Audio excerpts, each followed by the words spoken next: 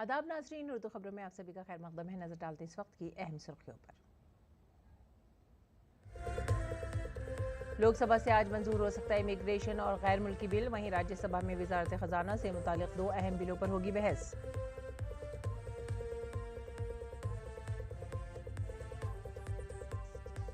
BJP रहनुमा Anil tiger के कत्ल के बाद झारखंड में हिजबी इख्तिलाफ ने खोला मोर्चा। आज रांची बंद का ऐलान। सुरेन हुकूमत का नज्म नस्क पर उठाए गए सवाल।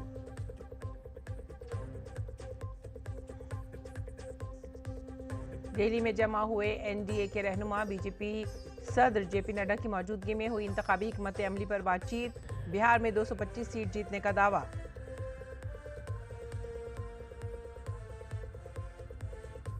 अमेरिका में 2 अप्रैल से गैर मुल्की कारों की दरामदात पर 25% टैरिफ का ऐलान। ऑटो सेक्टर में गिरावट। ट्रंप ने कहा घरेलू मैन्युफैक्चरिंग को मिलेगा फरोग।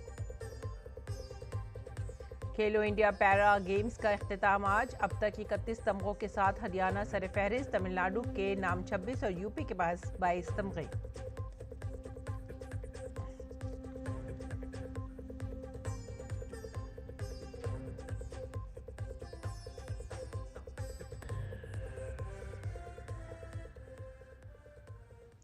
खबरें अब तफसील से। पार्लियामेंट के दोनों ऐवानों में आज मुतादिद बिल बहस और मंजूरी के लिए पेश किए जाएंगे। इमिग्रेशन एंड फॉरेनर्स बिल्स 2025 को आज लोकसभा में बहस के बाद मंजूर करने की तजवीज़ पेश की जाएगी। ये बिल भारत में गैर मुल्कियों की इमिग्रेशन, दाखिला और क़याम को मुनज़्ज़म करने की कोशिश करेगा। इसके साथ ही गोवा रियासती कानून साज असम्बली बिल 2024 के हल्का बंदियों में दर्ज फहरिस्त कबाइल की नुमाइंदगी की एडजस्टमेंट पर भी बहस को लोकसभा में आगे बढ़ाया जाएगा। इस बिल के जरिए गोवा कानून साज असम्बली में दर्ज फहरिस्त कबाइल एसटी के लिए नशिस्तें महफूज की जाएंगी। फिलहाल गोवा असम्बली में एसटी बिरादरी के लिए कोई रिजर्वेशन नहीं है। इसी की वजह से तारीखी तौर पर तस्लीम शुदा एसटी बिरादरियों की कम आबादी है। ताहम वक्त के साथ साथ ये सूरत हाल बदल गई है और कुछ कम्युनिटीज़ को एसटी के तौर पर तस्लीम किया गया है। राज्यसभा से मंजूर डिजास्टर मैनेजमेंट तरमीमी बिल 2024 और रेलवे तरमीमी बिल 2024 में की गई तब्दीलियों को भी लोकसभा में पेश किया जाएगा। बहस और वापसी के लिए आज राज्यसभा में 2 बिल पेश किए जाएंगे। इख्तिसास नंबर 3 बिल 2025 और फिनेंस बिल 2025 को ऐवान बाला में गौर और वापसी के लिए पेश किया जाएगा। दोनों बिल वज़ीर ख़जाना निर्मला सीतारमण पेश करेंगी। इसके साथ ही दोनों ऐवानों में मुख्तलिफ कम्युनिटीज़ की रिपोर्ट्स भी पेश की जाएंगी। वक्फ़ा सवालात के दौरान मुख्तलिफ वजारतों से अहम सवालात पूछना भी एजेंडे में शामिल है। इमिग्रेशन एंड फॉरेनर्स बिल रवा बरस 11 मार्च 2025 को लोकसभा में पेश किया गया था। इस बिल में पासपोर्ट, वीज़ा, रजिस्ट्रेशन और भारत आने वाले गैर मुल्कियों के लिए इमिग्रेशन से मुतालिक दीगर कवानीन के जामे कवानीन शामिल हैं। ये बिल भारत की सिक्योरिटी चैलेंजेस से निपटने के लिए काफ़ी हद तक अहमियत का हामिल है। पेश है ये खास report. Immigration and foreigner bill 2025 parliament के मौजूदा इजलास में पेश किया गया। ये बिल गैर मुल्कियों की इमिग्रेशन और रेगुलेशन से मुतालिक कानूनी फ्रेमवर्क को मजबूत बनाने पर तवज्जो मरकूज करता है। इस बिल में पासपोर्ट, वीज़ा, गैर मुल्कियों की रजिस्ट्रेशन और इमिग्रेशन से मुतालिक दीगर कवानीन के लिए जामे कवानीन की दफात शामिल हैं। 11 मार्च को वजीर मुमलिकत बराए दाखिला नित्यानंद राय ने ये बिल लोकसभा में पेश किया था। मैं माननीय गृह मंत्री श्री अमित शाह जी की ओर से प्रस्ताव करता हूं कि भारत में प्रवेश करने वाले और उससे निकास करने वाले व्यक्तियों की बाबत पासपोर्ट या अन्य यात्रा दस्तावेजों की अपेक्षा का उपबंध करने के लिए केंद्रीय सरकार को कतिपय शक्तियां प्रदान करने और वीज़ा तथा रजिस्ट्रीकरण की अपेक्षा सहित विदेशियों से संबंधित मामलों को भी नियमित करने के लिए तथा उनसे संसक्त या उनसे अनुषंगिक विषयों का उपबंध करने वाले विधेयक को पुनः स्थापित करने की अनुमति दी जाए। इस बिल का मकसद एक मुत्तहिद और जदीद कानूनी फ्रेमवर्क बनाना है। ये बिल पासपोर्ट एक्ट 1920 में तरमीम करने की कोशिश करता है। गैर मुल्कियों का रजिस्ट्रेशन एक्ट 1939, फॉरेनर्स एक्ट 1946 और इमिग्रेशन एक्ट 2000 दीगर बहुत सी मौजूदा दफों के दरमियान कानून की जगह लेगा। जब तक नए कवानीन नहीं बनाए जाते, इन कवानीन के तहत ज़ेर इल्तवा तमाम मुकदमात और जुर्माने दुरुस्त रहेंगे। इस बिल में वीज़ा और रजिस्ट्रेशन के सख्त कवानीन पर अमल दरामद पर खुसूसी तवज्जो दी जाएगी। इस बिल के मकासद हैं जैसे कि कवानीन के दुरुस्त निफाज के लिए इमिग्रेशन ब्यूरो को मजबूत करना, उभरते हुए सिक्योरिटी चैलेंजों से निपटना और इमिग्रेशन की अमल की पाबंदी करना। नए कानून के तहत इंतजामी निज़ाम को मजबूत किया जाएगा। इस बिल में सिर्फ दुरुस्त दस्तावेजात के साथ हिंदुस्तान में दाखिले की इजाजत, मशकूक अफराद को हिरासत में लेने और उनके दाखिले से इनकार जैसी दफात शामिल हैं। बिल में हिंदुस्तान आने वाले गैर मुल्की शहरियों के लिए वीजा की शराइत की सख्ती से तामील का भी जिक्र है। इसके अलावा हिंदुस्तान आने वाले गैर मुल्कियों के लिए रजिस्ट्रेशन को लाजमी करार देने का भी इंतजाम किया गया है। इसके अलावा उनके लिए पाबंदी वाले इलाकों का दौरा करने के हवाले से भी सख्त कवानीन नाफिज किए जाएंगे। यहाँ काम करने वाले इदारों जैसे तालीमी इदारे, अस्पताल और होटलों को भी वहाँ मुकीम गैर मुल्की शहरियों के बारे में मालूमात फराहम करना होंगी। इस बिल में कानून की खिलाफ वर्जी पर सख्त सजा का बंदोबस्त है, जिसके तहत दुरुस्त दस्तावेजात के बगैर दाखिले पर 5 साल तक कैद और 5 लाख रुपए तक जुर्माने की गुंजाइश है। Immigration and foreigners bill 2025 security challenges से निमटने के लिए हुकूमत के अज़्म की भी अलामत है। Bureau report, DD news. मरकजी वजीर गिरिराज सिंह ने लोकसभा में कायद हिज़्ब इख्तिलाफ और कांग्रेस के रुकन पार्लियामेंट राहुल गांधी के बयान पर सख्त नुक्ताचीनी की और कहा कि पार्लियामेंट की कुर्सी को बदनाम करना उनकी आदत बन गई है। दरअसल राहुल गांधी ने इल्ज़ाम लगाया था कि उन्हें पार्लियामेंट में बोलने की इजाज़त नहीं दी गई, जिस पर गिरिराज सिंह ने सख्त रद्दअमल जाहिर किया। बदनाम कर रहे हैं, संसद के आसन का बदनाम करना, ये उनकी आदत सी बन गई। वजीर खारजा एस जयशंकर ने दिल्ली में मुनक़िदा एशिया सोसाइटी के सदर और CEO डॉक्टर क्योंग वा कांग के साथ एक इंटरैक्टिव सेशन में शिरकत की। इस दौरान उन्होंने भारत और चीन के ताल्लुकात पर कहा कि इख्तिलाफात को तनाज़ात में तब्दील नहीं होना चाहिए और मसाबिक़े को तनाज़े की शक्ल भी नहीं देनी चाहिए। उन्होंने कहा कि हम बहुत से मामलात पर एक दूसरे से मसाबिक़ा करते हैं, लेकिन इसका ये मतलब नहीं है कि हमारे दरमियान तनाज़ा हो। What happened in 2020 was actually very traumatic for the relationship. We don't think this period serves the interests of either India or China. Differences should not become disputes, and that competition should not become conflict. That we can differ on many issues. Yes. We do compete on many issues. But because we compete doesn't mean that there should be a conflict. We feel that from October of last year, the relationship has seen some improvement. What we are trying step by step is to see if we can rebuild, undo some of the damage which happened as a result of their actions in 2020, and we can rebuild the relationship. And we genuinely, sincerely think that this is in our mutual interest. इसके साथ ही बातचीत के दौरान Bharat America ताल्लुकात के बारे में वजीर खारजा एस जयशंकर ने कहा कि वजीर आज़म नरेंद्र मोदी के दौरे अमेरिका के दौरान सदर डोनाल्ड ट्रंप के साथ होने वाली बातचीत में बहुत सी मस्बत तब्दीलियां देखने में आईं जो भारत के मफाद में हैं। We saw a president who clearly had an interest in ensuring that energy availability was more, energy flows were more diverse, that countries like India could have more choice than we currently do. For a country like India, predictable energy environment is something which is crucial. On trade, we had a very open discussion, not a free trade agreement, but a bilateral trade agreement by fall this year. And that is what is currently under discussion. So there's a very active and intense trade discussion going on at this point of time. वज़ीर ख़ारजा doctor S Jaishankar ने नई दिल्ली में वस्ती एशियाई ममालिक के नौजवानों के वफ़द से मुलाकात की। इस दौरान दोनों ममालिक के दरमियान इक़्तिसादी, सेहत, तालीम और रवाबित को बेहतर बनाने पर बातचीत हुई। प्रोग्राम से खिताब करते हुए वज़ीर ख़ारजा ने कहा कि वस्ती एशियाई ममालिक के साथ सियाहत, सेहत और दवासाज़ी के शोबे में बेपनाह इम्कानात मौजूद हैं।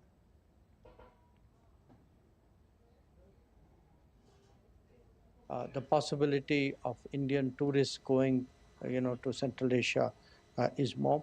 I see more exchanges at a professional level as well. I know, for example, we get a lot of medical tourists or medical people who need treatment, who come for specialized treatment here.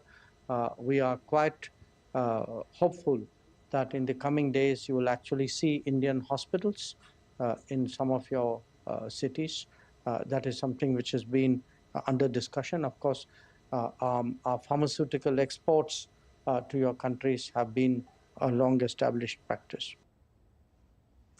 और कोयले की वजारत आज नई दिल्ली में तिजारती कोयले की कानों की नीलामी के 12वें दौर का आगाज करेगी। इस नीलामी के तहत 25 कोयले की कानें पेश की जाएंगी, जिनमें से 7 कानें कोल माइनर CMSP एक्ट 2015 के तहत आती हैं और 18 कानें मादनियात और कानों तरक्की और ज़ाब्ता एक्ट 1957 के तहत आती हैं।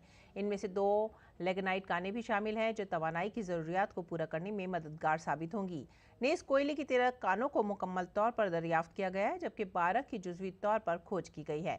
कमर्शियल कोयले की कानों की नीलामी के इस मरहले में मुल्की और बैनुल-अक़वामी सरमायाकारों की बड़ी शिरकत मुतवक्किल है।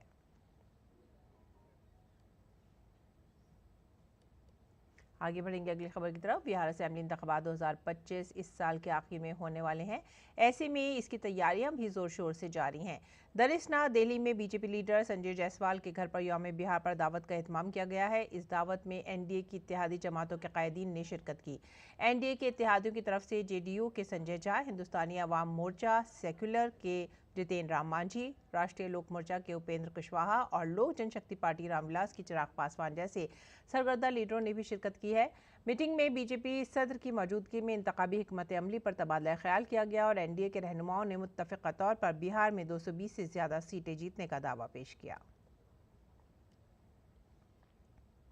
बीजेपी ने बीजेपी रांची देही जनरल सेक्रेटरी और साबिक जिला परिषद मेंबर अनिल महतो उर्फ टाइगर के कत्ल पर आज रांची बंद की कॉल दी है।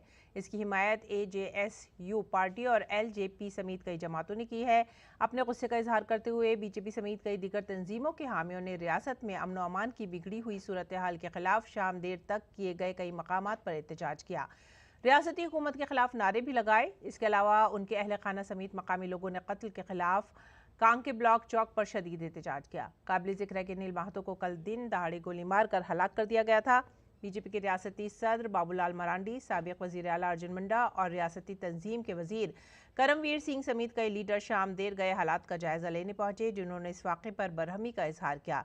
इसके अलावा पुलिस ने बर वक्त कार्रवाई करते हुए एक मुलजिम को गिरफ्तार कर लिया है, जो इर्तिकाब जुर्म के बाद फरार हो गया था और इससे पूछताछ की जा रही है। पूरे सरकार के लिए बहुत ही शर्मनाक बात है। मुख्यमंत्री आवास से मात्र कह सकते हैं 2 किलोमीटर के अंदर की घटना है और थाना से 500 मीटर भी नहीं होगा और अपराधियों ने पूरे सरकार को चुनौती दी है। अच्छे व्यक्ति थे, उनका पार्टी में भी और समाज में भी बहुत बड़ा योगदान है। उनके इस घटना से हम व्यक्तिगत रूप से बहुत ही मर्माहत हैं। सरकार से और प्रशासन से मांग करते हैं अपराधियों को तुरंत पकड़ के सख्ती से उनके साथ कानूनी सजा दी जाए।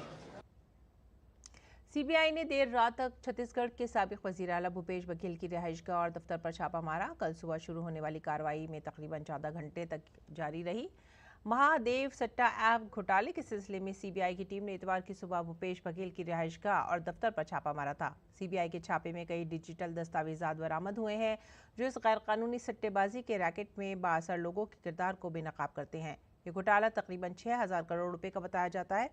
अब तक सीबीआई ने इस सिलसिले में छत्तीसगढ़, भोपाल, कोलकाता और दिल्ली में 60 से ज़्यादा मकामात पर छापे मारे हैं, जिनमें सियासतदानों, नौकरशाहों, पुलिस अफसरान, महादेव ऐप के ओहदेदार और दीगर मुश्तबा अफराद के कैंपस वगैरह शामिल हैं। और अब रुख करेंगे संभल का। संभल की जामा मस्जिद में सर्वे के दौरान तशद्दुद भड़काने के इल्ज़ाम में जेल भेजे गए जामा मस्जिद इंतज़ामिया कमेटी के सरबराह एडवोकेट ज़फ़र अली की दरख्वास्त ज़मानत पर आज समाअत होगी। दरख्वास्त ज़मानत पर यह समाअत additional district and session court में होगी। ज़फ़र अली को 23 मार्च को गिरफ्तार किया गया था, जिसके बाद समाअत में सिविल जज आदित्य सिंह ने ज़फ़र की ज़मानत की दरख्वास्त मुस्तरद कर दी थी। दरअसल ज़फ़र अली पर सर्वे के दौरान भीड़ को भड़काने का इल्ज़ाम है। उनके खिलाफ ताज़ीरात हिंद की दफ़ा 230 और 231 के साथ साथ कई दीगर दफ़ात के तहत मुकदमात भी दर्ज किए गए हैं। जम्मू में एक बस हादसा पेश आया है। जम्मू से श्रीनगर जा रही स्टेट रोड ट्रांसपोर्ट कॉरपोरेशन की बस बानिहाल काजी गन न्योक सुरंग के अंदर उलट गई। इस हादसे में कम से कम 12 मुसाफिर जख्मी हुए हैं। जख्मियों को इलाज के लिए काजीगंडा अस्पताल में दाखिल कराया गया है। जाए वक़ू राहत और बचाव का काम जारी है। और जम्मू कश्मीर के श्रीनगर का रुख करेंगे, जहां पर एशिया का सबसे बड़ा ट्यूलिप गार्डन आवाम के लिए खोल दिया गया है। ट्यूलिप गार्डन के खुलने के साथ ही ट्यूलिप शो 2025 भी शुरू हो गया है। जम्मू कश्मीर के वज़ीर आला उमर अब्दुल्ला ने बाग का इफ्तिताह किया। बाग में 15 लाख से ज़्यादा ट्यूलिप खुले हुए हैं। इसके अलावा हज़ारों सयाहों ने बाग का दौरा किया और हुकूमत की जानिब से किए गए इंतजामात पर खुशी का इजहार किया। ट्यूलिप गार्डन आने के बाद मुझे मिला है फ्लावर देखने को मिला है, और सबसे ज्यादा मुझे ये ऑरेंज कलर का फ्लावर माइंड ब्लोइंग लगा। इसके बाद जो वाटरफॉल्स वाला मुझे बहुत ही पसंद है, लेकिन हाँ कुछ मतलब फ्लावर्स अभी तक नहीं आए, लेकिन बोलते हैं ना नसीब अच्छा है तो मिल जाते हैं, तो आज नसीब अच्छा है तो फ्लावर दिखने को मिल गया। हम लोग काफी जगह हर साल घूमते रहते हैं, पर कश्मीर आना, उसमें यहाँ ट्यूलिप गार्डन आना, ये अपने आप में एक बेहतरीन अनुभव है। ये अविस्मरणीय जिसको बोलते हैं एक्सपीरियंस है, लाइफ टाइम एक्सपीरियंस है। आप लाइफ में कभी भी आंखें बंद कर लो, ये पूरे चित्र, ये पूरे गार्डन के फूल आपके आंखों में आप घूमते रहेंगे, ये पूरी जिंदगी और ताउम्र आपके मेमोरी में रहेंगे। पूरा ट्यूलिप गार्डन प्लस कश्मीर एक हेवन है, इसके जैसी ब्यूटी और कहीं मैंने देखी नहीं है। इंडिया में बहुत जगह घूमे हैं, बहुत जगह गए हैं, बट कश्मीर जगह मींस डेफिनेटली ये तो हम शब्दों में बयान नहीं कर सकते, इतना सुंदर है।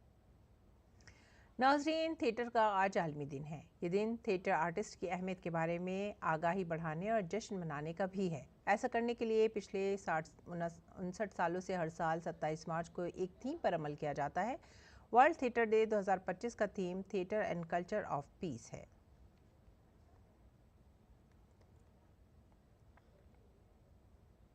और अब पेश है दिल्ली से शाया होने वाले उर्दू अखबारात का मुख्तसर जायजा।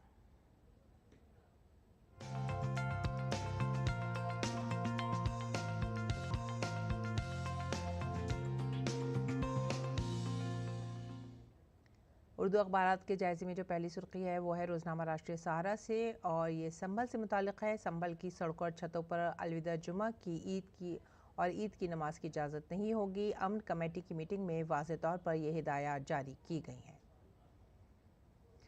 अगली खबर, समाजवादी रुकन पार्लियामेंट के घर पर हमला और तोड़फोड़। रामजी लाल समन के घर पर करनी सेना के कारकुन पहुंचे और पुलिस के साथ इस दौरान झड़प भी हुई है। इनकलाब को रुख करेंगे। पीएफ की रकम निकालने का तरीका अब जून से ज़्यादा आसान हो जाएगा। और वक्फ तरमीमी बिल के खिलाफ पटना में एहतजाज, बिल वापस लेने का किया गया मुतालिबा।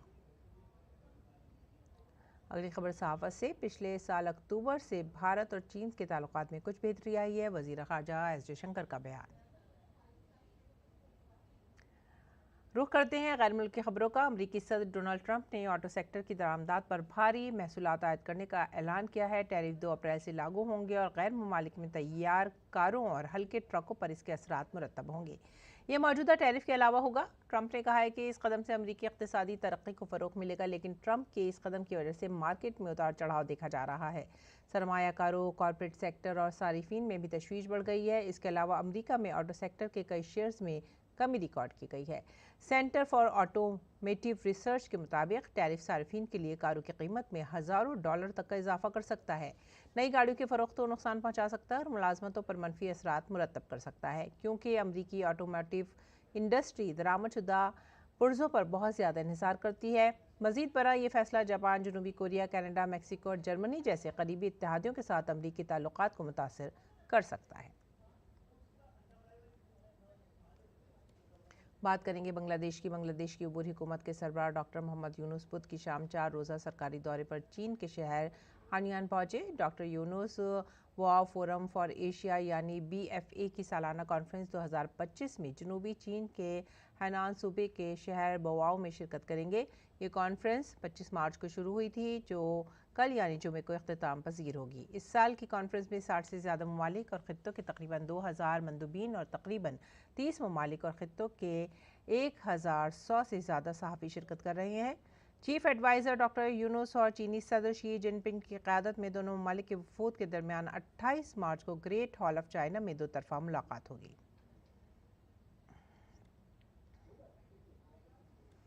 हज़ारों इसराइली मुजाहिरीन ने बुध की शाम मुल्क की पार्लियामान के बाहर हुकूमत के खिलाफ रैली निकाली और इंतखाबात के साथ साथ गज़ा में हमास के हाथों जिंदा बच जाने वाले यरगमालियों की वापसी का मुतालबा किया। इसराइल के साबिक़ वज़ीर दिफ़ा बेनी गांचर्स ने भी एहतजाज में हिस्सा लिया और इंतहाई अहम मुजाहरा इसे करार दिया। ये मुजाहरा इस वक्त हुआ जब इसराइल की पार्लियामेंट में कानून साजों ने जजों की तकर्री करने वाली कमेटी को तब्दील करने के लिए एक कानून पर बहस के लिए मुलाकात की। यह कानून एक नए आईनी बुहरान को जन्म दे सकता है और हुकूमत को उन पॉलिसियों को नाफिज करने में मदद कर सकता है जिन पर पहले ही सख्त तनकीद की जा चुकी है। मंगल के रोज़ 2025 के तवील अरसे से ज़ेर इल्तवा रियासती बजट को हतमी मंजूरी भी दी गई, जिसमें यह दिखाया गया कि किस तरह कानून साज और मुल्क गज़ा में अभी भी यरक़मालियों की किस्मत और सियासी मंजरनामे पर मुनक़्क़िम है। इसराइली फ़ौज ने 2 माह की जंग बंदी को तोड़ते हुए गुज़िश्ता हफ्ते गज़ा में फ़िलिस्तीनी अस्करियत पसंद ग्रुप हमास के ख़िलाफ़ अपनी मुहिम दोबारा शुरू की। लड़ाई दोबारा शुरू होने से इसराइल भर में ज़बरदस्त एहतजाजी मुजाहरे शुरू हो गए हैं। मुजाहिरों ने बकवा यरग़मालियों और लाशों की बाजियाबी के लिए मुज़ाकरात की तरफ वापसी का मुतालबा किया है।